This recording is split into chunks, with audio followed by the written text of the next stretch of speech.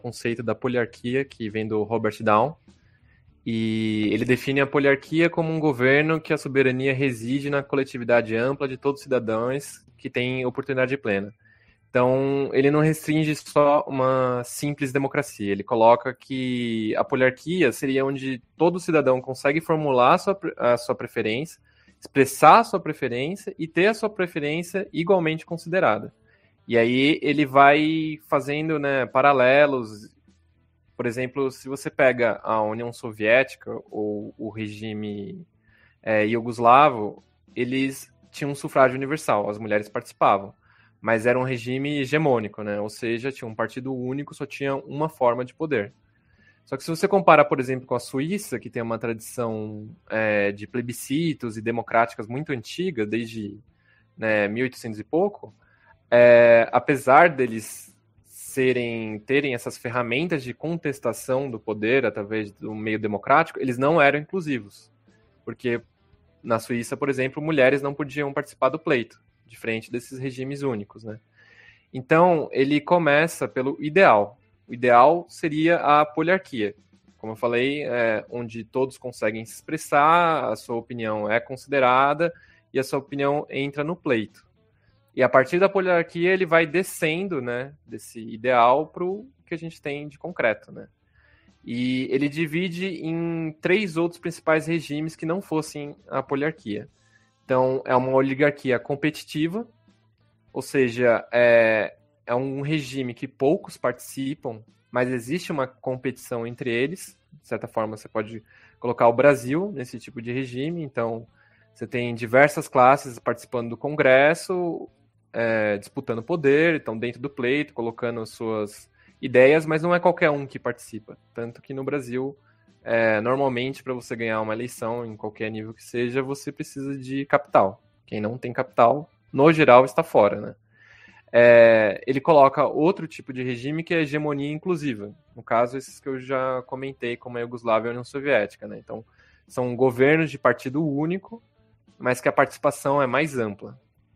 E, por fim, a hegemonia fechada, aqueles regimes onde, basicamente, ninguém participa, não tem competição, não tem espaço para discordância, e é um regime, né, autocrático, como, né, a gente tem regimes dessa maneira aqui no mundo de hoje.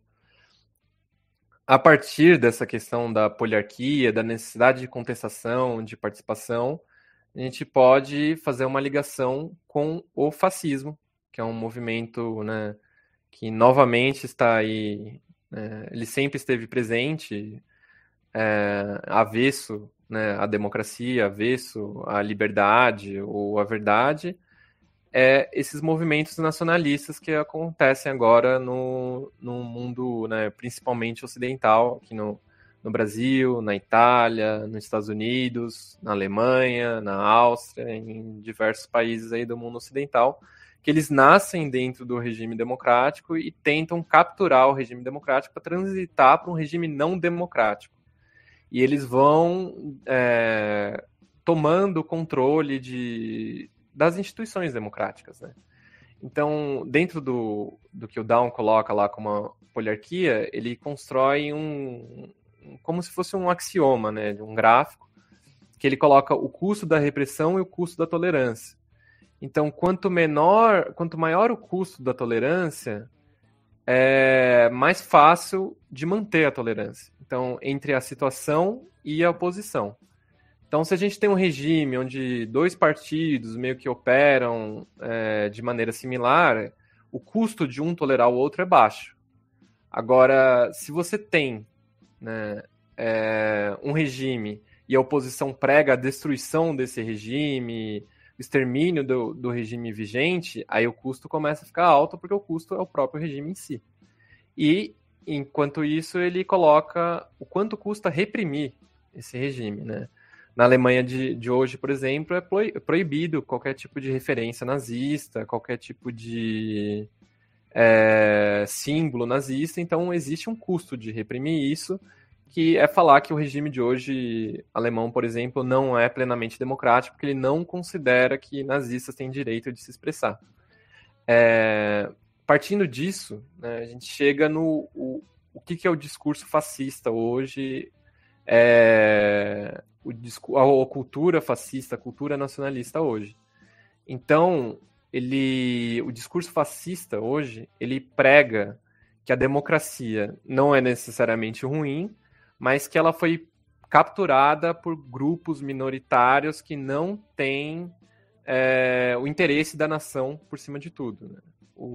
Esse tipo de fascismo ele sempre vai operar apelando ou direcionando para a nação, para o ideal. Ele vai sequestrar esses símbolos, né? A bandeira, os militares. No caso da Alemanha, né, nazista, ele vai pegar a mitologia nórdica, todo o folclore alemão, né? No caso do Brasil, ele vai para os militares, para a questão do cristianismo, para a questão da pátria, né? A pátria está acima de tudo, para falar que aquilo, a liberdade acabou corrompendo esses ideais e ameaçando a população majoritária, não a minoritária. Então, no caso da Alemanha nazista, os judeus estão ali no horizonte, eles vão tomar suas casas, eles vão tomar suas tradições, seu modo de vida, e assim ele vai seduzindo, né, o social-democrata, o bom cristão, com o medo, com o terror, do mesmo jeito que o Palpatine usa ali como referência, os Jedi estão atacando a própria República, né? E através disso ele cria uma figura de alguém que está além dos valores cristãos, além dos valores democráticos, que vai corrigir esse desbalanceamento, né, do poder e vai trazer de volta a glória, né? Que o sistema atual, ele pega insatisfação com o sistema atual, né? Por exemplo, o Trump fala que existe aquele estado profundo que perverteu a América e ele vai resgatar os valores americanos e tornar a América grande novamente, né? E quem que perverteu a América, né? São as minorias. Então, ele trabalha naquele sistema que eles chamam em inglês, né, de dog whistle, apito de cachorro, que meio que ele vai jogando referências que, assim, no geral, não necessariamente são ofensivas, mas para quem que já tem aquela retórica antissemita, racista ou machista, ele vai identificar aquilo como uma representação. Então, naquele evento que o Trump tentou subverter a eleição, né, se manter de uma maneira ilegal no poder, através do dia 6 de janeiro, ele apresentou um vídeo que ele fala que a América, né, não importa o partido que governa, então ele não se preocupa, ele valoriza a democracia entre, né, democratas e republicanos, mas o que é importante é que o povo americano está governando, e isso não está acontecendo. E aí ele mostra uma imagem de Hollywood, que, né, é um dog whistle para judeus. Então, Hollywood é controlada, a mídia é controlada por judeus, e logo em seguida ele mostra parlamentares judeus usando, né, as roupas e etc., e que eles capturaram o sistema democrático. E os judeus não têm um interesse maior, não têm um interesse, né, do povo americano.